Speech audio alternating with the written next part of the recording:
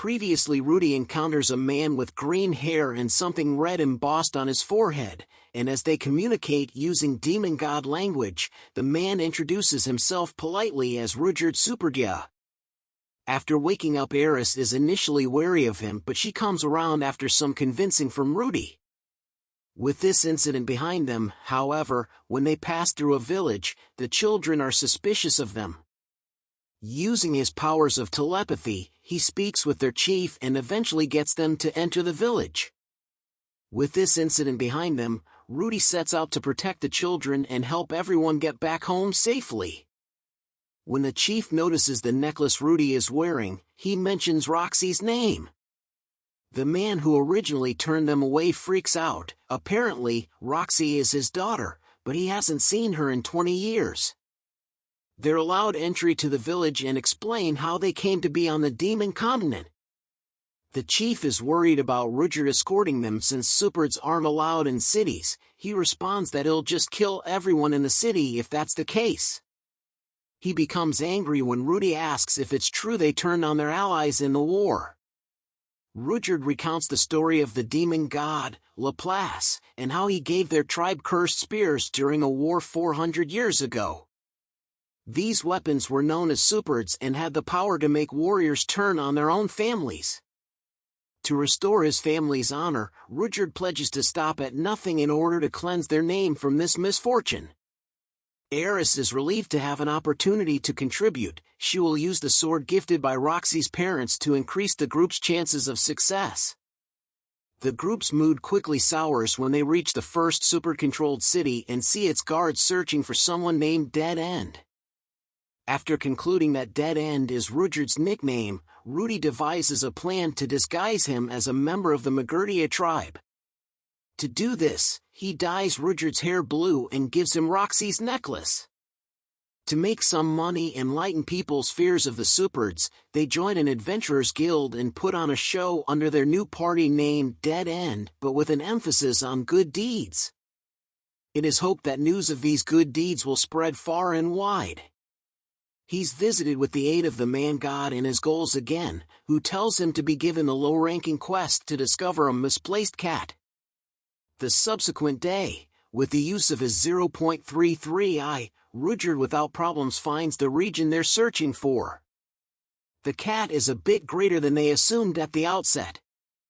The kitty kidnappers are without difficulty restrained with earth magic, earlier than getting solutions out of the Rudyard decapitate one after he kicks Rudy. They argue over killing humans regardless of whether or not they're evil because they're attempting to promote an appropriate image. The different kidnappers explain how they're adventurers who wait till anybody posts a job to return their pets whilst gathering the reward. This confirms Rudyard's suspicions, although he receives pissed off when the children quit him a second time. Instead of killing them, Rudy decides to use the kidnappers' greater rank in the guild to get more challenging jobs. Roxy travels to Roa searching for Rudy and will become relieved when she doesn't locate his or his family's names on the loss of life list. Paul writes a letter to let him be aware that he and his sister, Norn, are alive. However, it by no means reaches his son. Meanwhile, Dead End searches for a mysterious monster lurking in a forest. They see a celebration of 3 youthful demons they've encountered earlier. Than arguing with every other party, it appears they're all searching for the equal beast. When they seem for it on their own, Rudyard stops the group, as he's concerned about the demon children, so they agree to comply with them simply in case.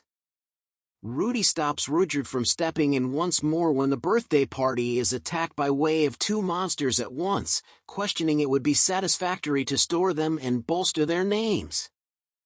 But his intentions don't fit fact, as one of the demon youngsters is killed immediately. No quantity of recovery magic would keep him now. Rudyard berates Rudy for maintaining his lower back and letting a baby die, even though the different demons shield him by accepting the blame. They knew the dangers and they took them anyway. It wasn't their job to keep them. Rudyard apologizes and acknowledges them as warriors. After strolling the youngsters to the forest's edge, they hear the sound of any other monster, solely to locate some other celebration dead. They by no means stood a chance. It used to be too late to keep them, although they avenged their deaths by killing the massive serpent. Back in the city, one of the guild participants calls them out for working with every other crew to take on more difficult jobs and blackmails them. Noticing Rudy about to lose it, intending to kill the demon to defend Eris, Rudyard washes the dye out of his hair, threatening their blackmailer. After being located out, he rapidly leaves the city earlier than the guard sees him for being a superd. The three meet up on the outskirts, and Rudyard admits that he eventually is aware of what Rudy has been attempting to do and acknowledges him as a warrior. Instead of arguing after the